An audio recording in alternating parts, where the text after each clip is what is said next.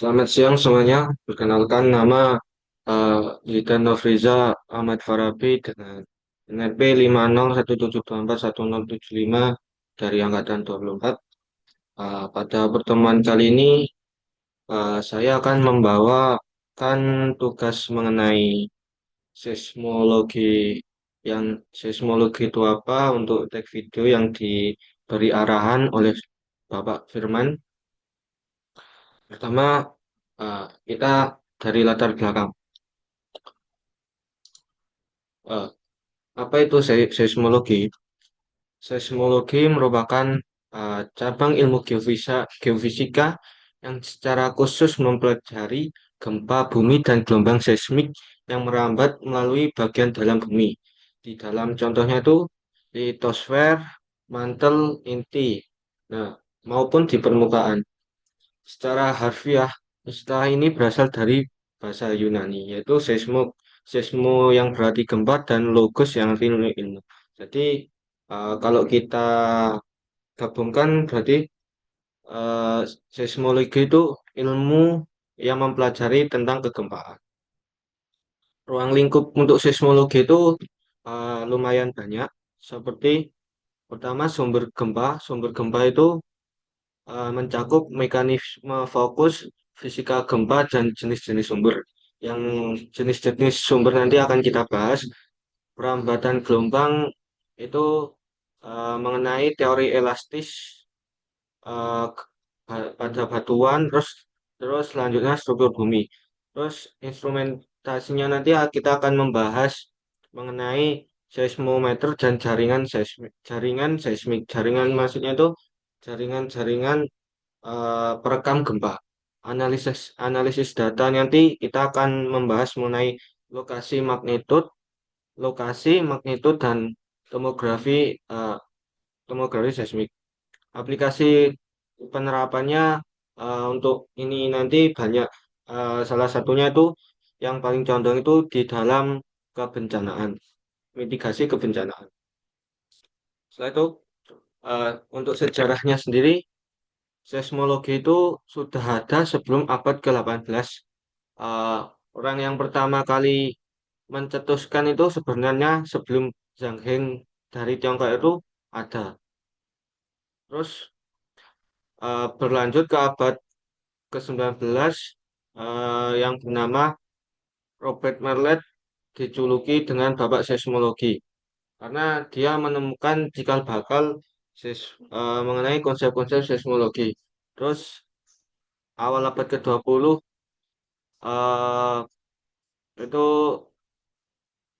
eh, bertemunya apa bertemu berkembangnya mengenai lapisan mohorovik yang pembatas antar batas kerak dan mantel. Terus pada pertengahan abad ke-20, Charles Richter dan Beno Gardner ini eh, kelompok ini menemukan dia membuat skala Richter untuk cikal bakal seis- seismologi modern.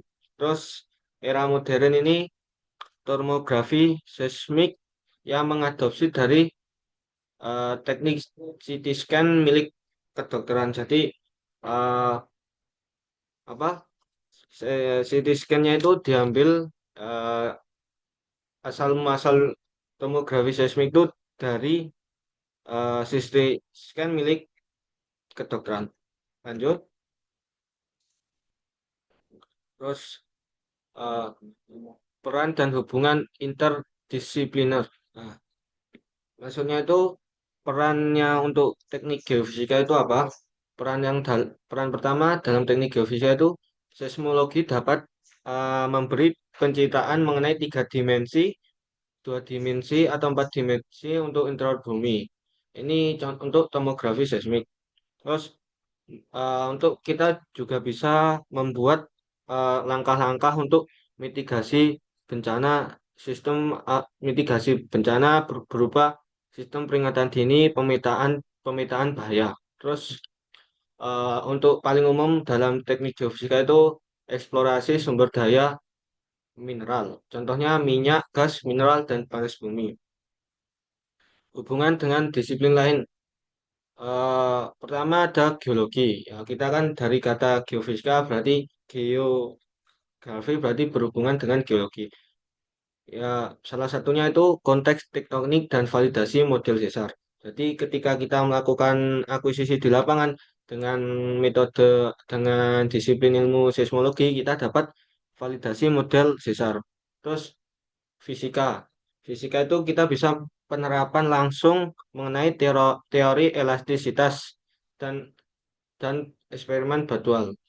Dan yang salah satunya itu dan salah satu dari hubungan disiplin lain itu teknik sipil. Teknik sipil. Jadi eh, parameter desain bangunan tahan gempa. Jadi kalau di Indonesia itu ketika ketika ketika perusahaan kita ambil contoh perusahaan ketika mau membangun gedung itu standar untuk tanahnya itu tanahnya itu ada itu biasanya di SNI. Jadi standar tanahnya itu bagaimana tanah itu baik untuk dibangunin gedung di atasnya. Itu nanti kita bisa menggunakan seismologi ini. Ini salah satu contoh pencitraan pencitraan seismologi. Nah, untuk teori seismologi itu terdapat getaran harmonik, elastis dan material. Parameter getaran harmonik itu ada amplitudo yaitu jarak maksimum dari keseimbangan. Pokoknya seberapa kuat gelombang itu. Periode pada umumnya waktu per detik. Terus frekuensi eh, siklus per detik apa kebalikannya dari periode. Kecepatan sudut ini untuk kecepatan sudutnya. Terus eh, dalam seismologi ini konsepnya itu salah satunya itu konsep elastisitas yaitu regangan. Tegangan itu adalah ukuran gaya internal yang bekerja per satuan luas. Jadi eh, eh, tegangan itu faktor internal. Terus regangan atau strain ukuran deformasi atau perubahan bentuk relatif yang dialami material akibat tegangan. Jadi itu faktor eksternal lah. Terus ada lagi hukum Hooke. Hukum Hooke itu menyatakan bahwa dalam bahasa relativitas tegangan dialami suatu material banding lurus dengan regangannya. Jadi masuk dari hukum Hooke ini tegangan dan regangan itu tidak bisa dilepaskan. Jadi mereka akan selalu berbanding lurus. Terus selanjutnya eh,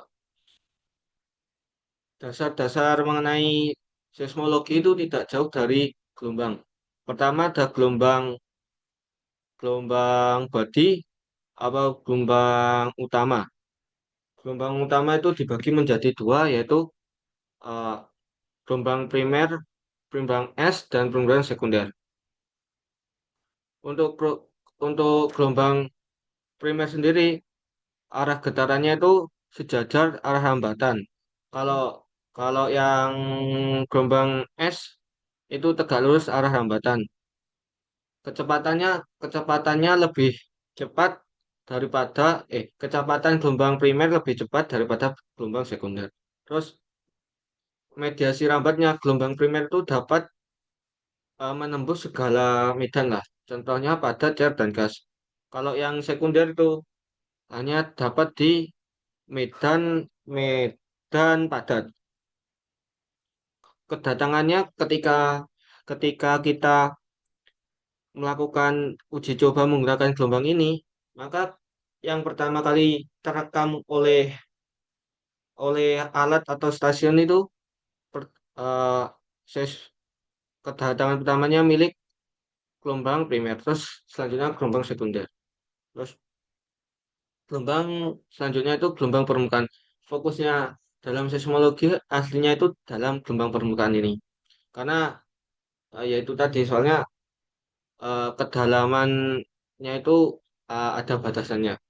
Terus perbedaan relic dan love. Untuk arah relic dan love ini pada dasarnya itu adalah penggabungan antara gelombang primer dan sekunder. Setelah itu perbedaan relik dan love.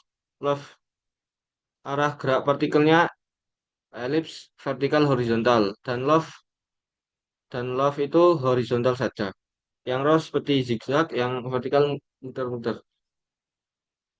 Untuk relik kerusakannya biasanya cenderung cenderung sedang sampai berat. Terus untuk love-nya sendiri biasanya besar.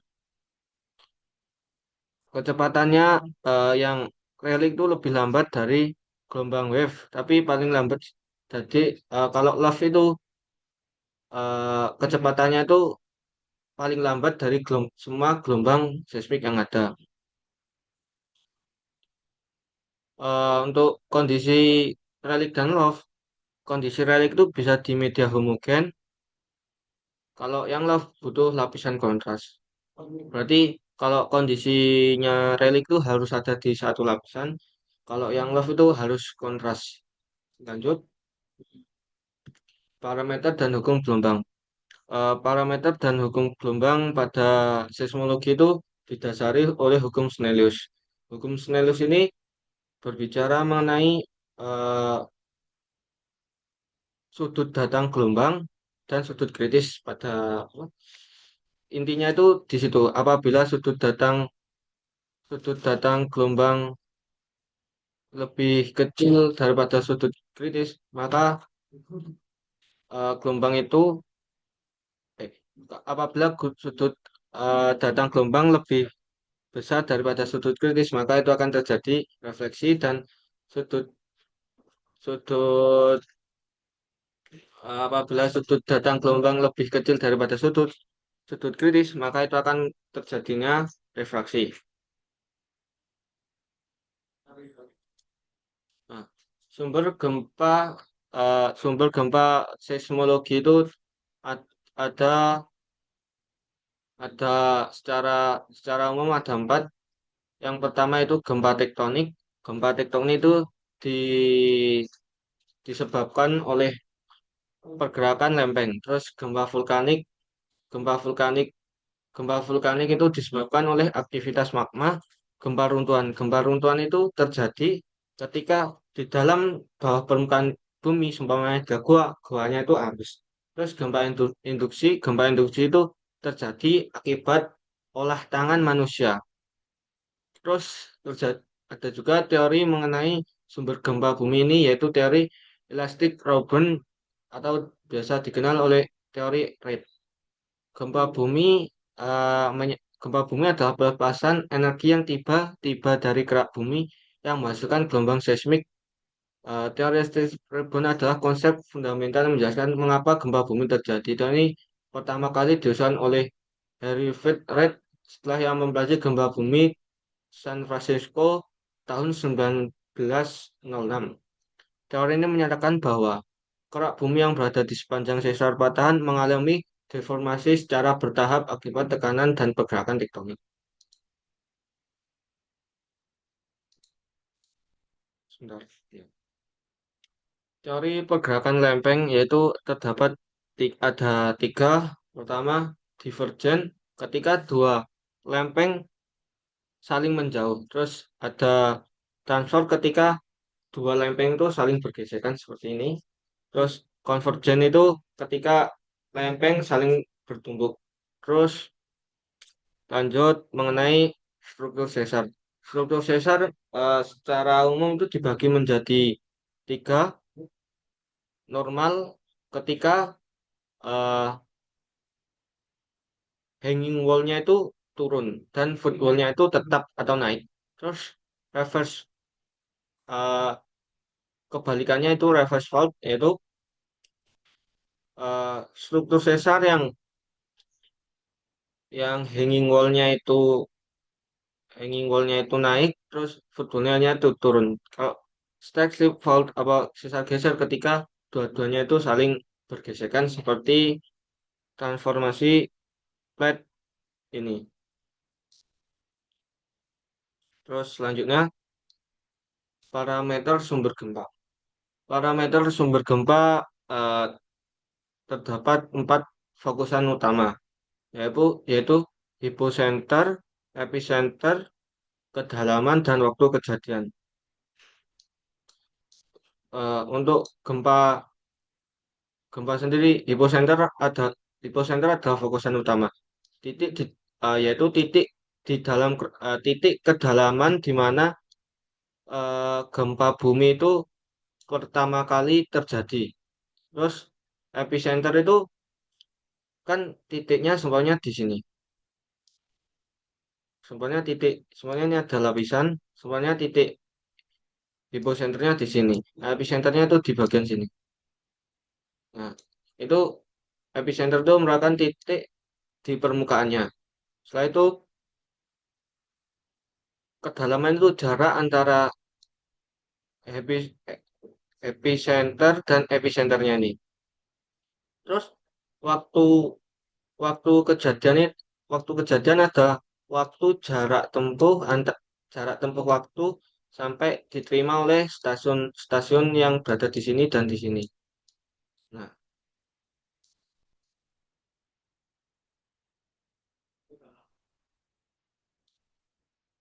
selanjutnya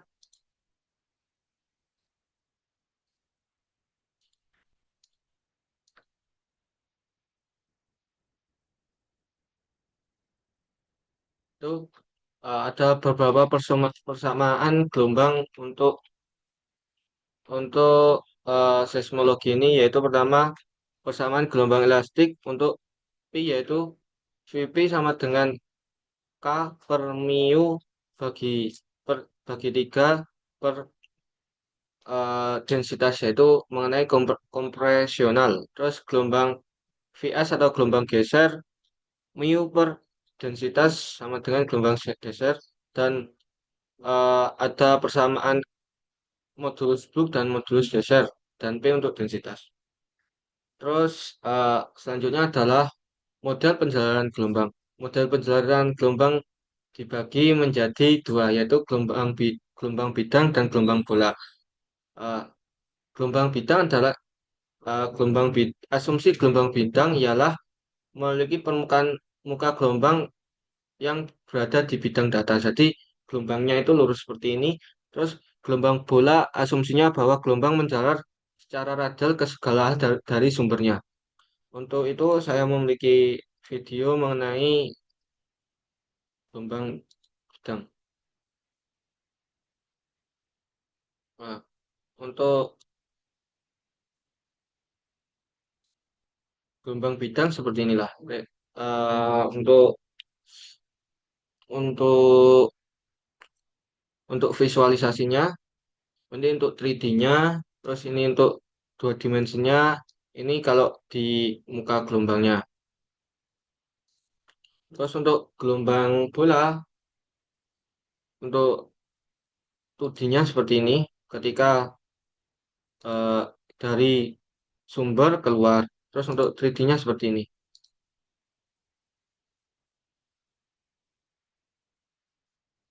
Nah, begitu untuk sistem penjelaran gelombang.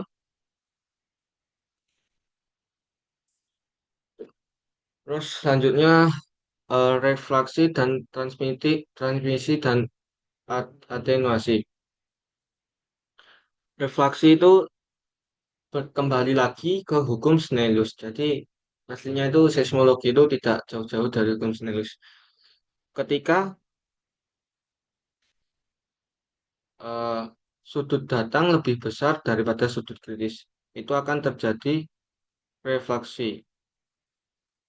Terus dan untuk transmisi itu nama lain dari pembiasan atau refraksi. Sudut datang lebih kecil daripada sudut kritis. Terus eh, atenuasi. Atenuasi itu dibagi menjadi dua, yaitu geometris dan intrinsik. Geometris itu adalah penyebaran eh, penyebaran energi ke arah yang lebih luas, ke arah yang lebih luas. Jadi semakin jauh, semakin jauh maka energinya semakin kecil. Terus intrinsik adalah atenuasi intrinsik adalah penyerapan energi yang dikonversikan jadi panas diukur dengan faktor Q, kualitas. Q tinggi berarti transmisinya efisien, Q rendah banyak penyerapan. Jadi kalau Q-nya rendah berarti eh,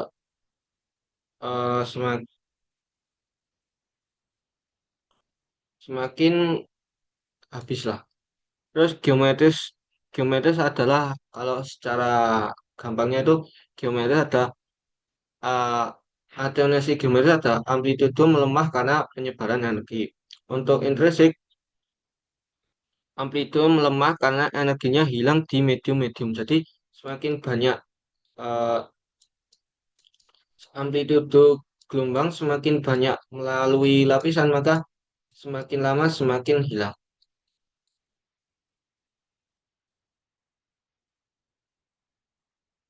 Lanjut,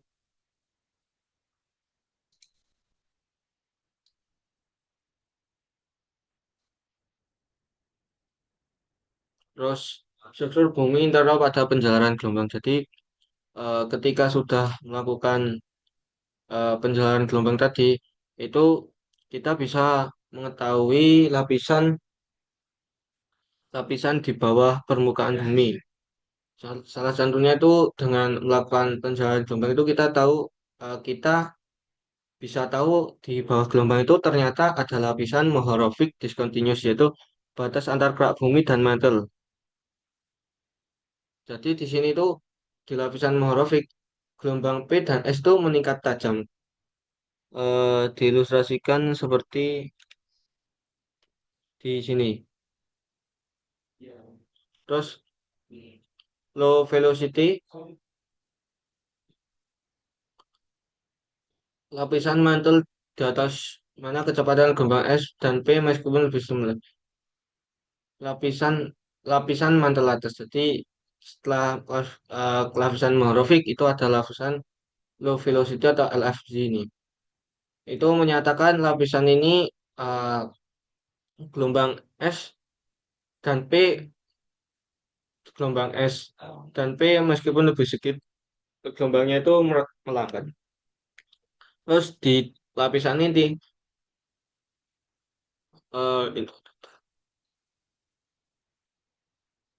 ini memiliki efek-efeknya sendiri.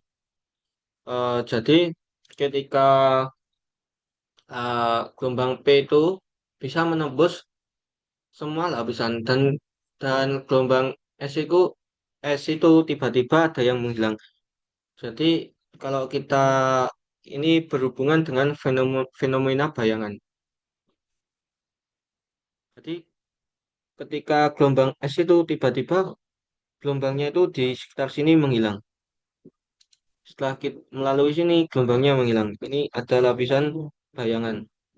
Terus setelah itu ada lapisan bayangan untuk P. Lapisannya itu tiba-tiba setelah melakukan gelombang gelombang P datang di sini tiba-tiba gelombangnya sedikit bergoyak-goyak terus terus seperti ini. Eh, eh, jadi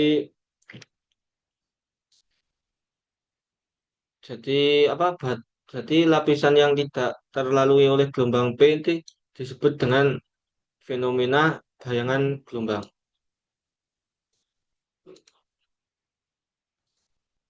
Setelah itu kita masuk ke prinsip dasar seismometer atau sensor inersia. Jadi pada dasarnya seismometer itu dibagi menjadi tiga komponen utama yaitu massa uji, pegas, dan bingkai. Massa uji itu kalau di di gambarnya itu kita kita ibaratkan seperti bola ini, terus pegas itu springnya ini, terus bingkainya itu yang ini, bingkai atau ini. Nah, alat-alat. Jadi untuk masa ujinya sendiri, sebuah benda yang berfungsi sebagai acuan inersianya supaya ini belum bisa bergerak bergerak. Ini terus pegasnya itu untuk menopang si bendanya ini. Setelah itu bingkainya bingkainya untuk menahan kedua gelombang ini, kedua alat ini, kedua bahan inilah. Nah, itu jenis-jenis seismometer itu ada beberapa ada beberapa pendekatannya, yaitu salah satu pendekatannya itu melalui eh, seismometer berdasarkan frekuensi.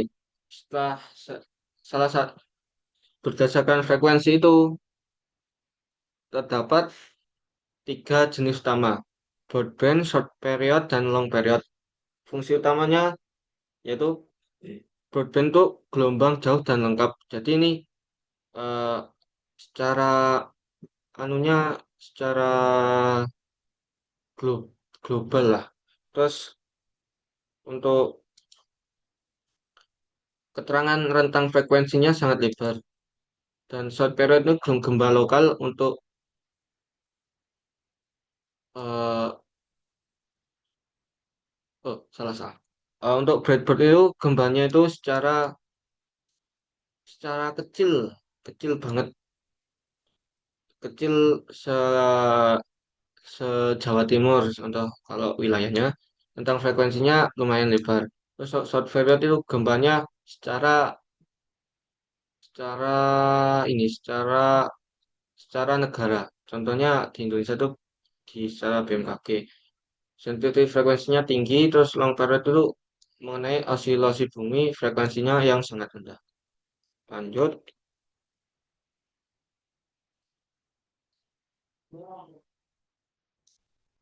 parameter seismometer itu terdapat tiga parameter utama.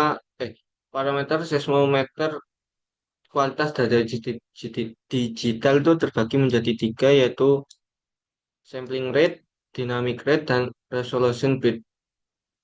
Untuk sampling rate itu definisi jumlah sampel data per detik. eh, Ya seperti ini. Teoremanya sampling rate lebih besar dua kali frekuensi tertinggi. Contohnya frekuensinya max 100 Hz, maka sampling rate-nya 200 Hz. Fungsi untuk menentukan seberapa sering sinyal itu dicuplik atau muncul. Dinamis, yaitu definisi rentang amplitudo dari sinyal kecil terkecil hingga terbesar, atau kita anggap selisihnya. Satuannya desibel, fungsi kemampuannya membedakan getaran kecil dan besar. Nilai nilai baik untuk seismometernya itu 120 sampai 140 desibel. Resolusi defin, eh, definisi kehalusan pengukuran digital ditentukan oleh jumlah bit per sampel.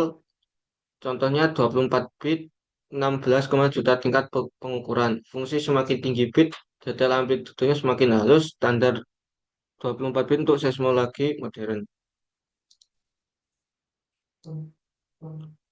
Jaringan stasiun itu dibagi menjadi lokal, regional, dan global. Lokal itu yang seperti tadi, yang skala Jawa Timur, yang regional itu skala Indonesia. Kalau regionalnya ini diwakili oleh BMKG. Globalnya ini secara dunia salah satunya milik di di Jerman. Lanjut, prinsip prinsip dasar penentuan lokasi terjadi gempa yaitu ada beberapa. Yang pertama itu kalau saya memanfaatkan perbedaan waktu tiba gelombang P dan S. Karena gelombang P itu lebih cepat dari gelombang S, jadi kita dapat bisa mengetahui selisih waktu perban selisih waktu. Jadi ini nanti delta T sama dengan selisih waktu eh, selisih waktu dan D itu jarak epicenter. Untuk metode penentuan lokasi dibagi menjadi dua metode, yaitu metode sederhana dan lanjutan. Untuk metode sederhananya itu membandingkan membandingkan eh, membandingkan jarak tempuh eh, waktu antara untuk metode lingkaran ini untuk metode membandingkan tempuh waktu dari tiga stasiun. Terus ada juga metode Wadati eh, untuk ini untuk mengukur garis-garis. Terus untuk metode penentuan lokasi lanjutan ini lebih modern.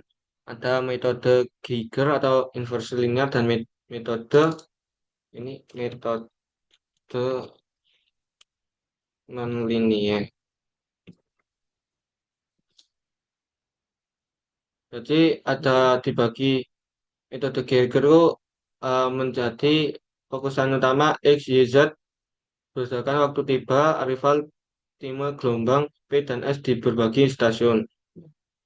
Metode nonlinear proses mencari parameter modul ketika hubungan data model bersifat kompleks dan tidak linear.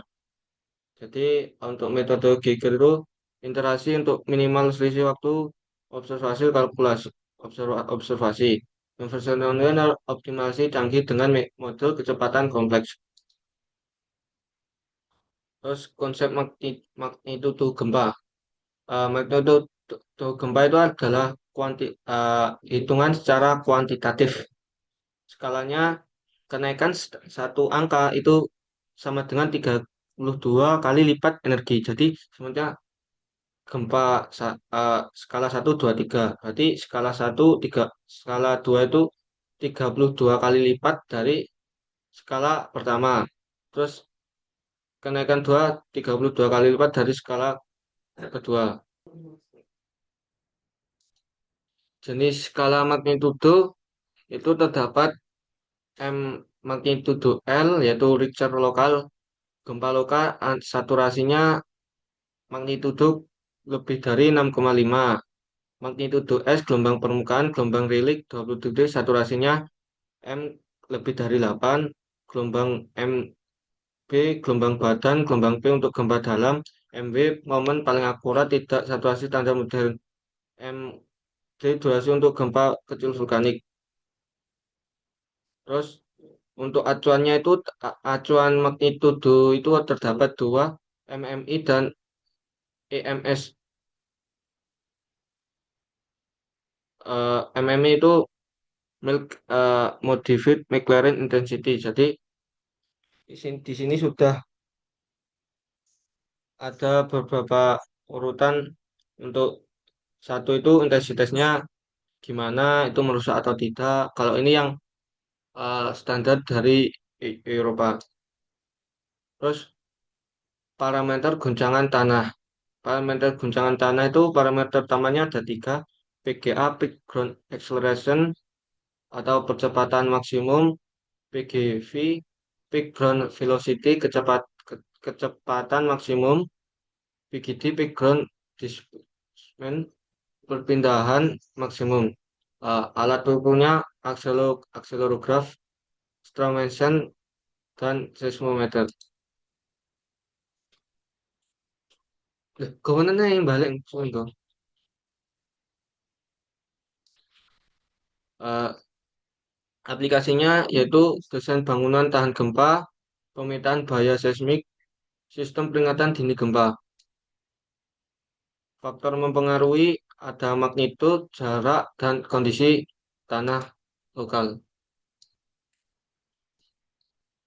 Faktor yang mempengaruhi ada magnitud, jarak, dan kondisi tanah.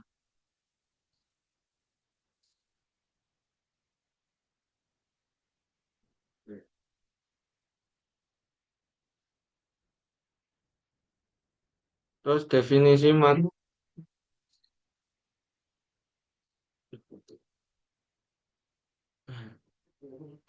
mekanisme fokus eh, definisi geometris pergerakan sesar saat gempa gempa menentukan orientasi bidang sesar dan arah pergeseran. Terus parameter geometris sesarnya itu ada strike, Deep dan Rick Sleep. Terus aplikasinya desain bangunan tahan gempa, input SNI, pemetaan bahaya seismik, seismik hazard, dan faktor inilah. Terus selanjutnya diagram Beachball yaitu representasi visual mekanisme fokus area area hitam kuadran kompresional, area putih kuadran dilatasi, dua bidang nodal misalkan kompresi dilatasi tegak lurus. Salah satu flight plane bidang sesar, satunya auxiliary plane. Jadi kalau di seperti ini kita memosisikan diri di sini. Nah, itu di sana berarti ini sesar geser geser geser sesar geser kiri. Nah, yang ini kalau kita fokusnya sini berarti nanti geser geser kiri. Ini akan geser geser sini. Terus kita di sini kita fokuskan kita melihatnya di sini terus ini berarti geser kan dari putih ke hitam berarti sesar turun ini sesar naik ini untuk oblik sedikit rumit. Terus selanjutnya ada parameter akuisisi ada beberapa parameter yaitu sumber gelombang ada bagi dua pasif dan aktif, sensor geopon, seismograf merekam sinyal dari sensor, konfigurasi survei, parameter akuisisi dan hasil akuisisi. Ini akan lebih dijelaskan di uh, matkul eksplorasi seismik. Terus, terus satunya pengelolaan pengelolaan ada editing, ada QC, ada beberapa filtering, gain, koreksi waktu dan kecepatan, tergantung metodenya. Kalau metode refraksi nanti ada sendiri, refleksi ada sendiri, MASW ada sini, HVSR ada sendiri, dan migrasi khusus untuk refleksi dan akhirnya nanti interpretasi untuk model di bawah permukaan. Untuk itu cukup sekian dari